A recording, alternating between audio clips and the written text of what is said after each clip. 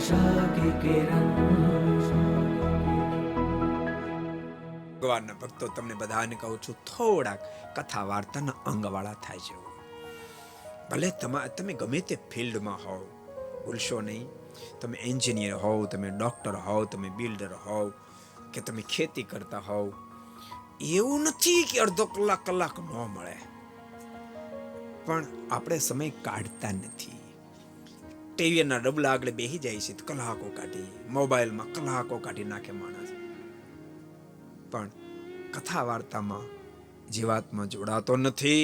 તો ભગવાનના ભક્તો, જેને મોક્ષ પથમાં પાર ઉતરવો હોય, ભગવાન સ્વામિનારાયણે મધ્યના 35માં વચનામૃતમાં લખ્યું, એક અમારું નામ રટન, બીજા અમારા ચરિત્રો, અમારી આજ્ઞા ઉપાસના, આ ચાર જે દ્રઢ કરે એ નિશ્ચય મુક્તિ પદને પામી જાય છે.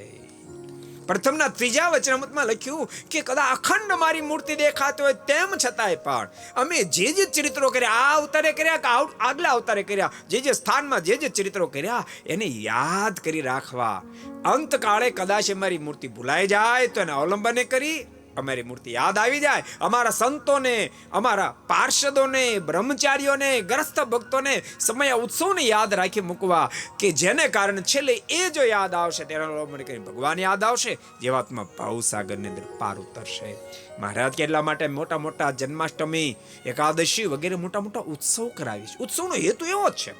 को पसंद आया हो तो लाइक करें और शेयर करना मत भूलिए. सब्सक्राइब करें सरदार कथा चैनल को और बेल आइकॉन पर क्लिक करना मत भूलिए लेटेस्ट वीडियो सबसे पहले पाने के लिए.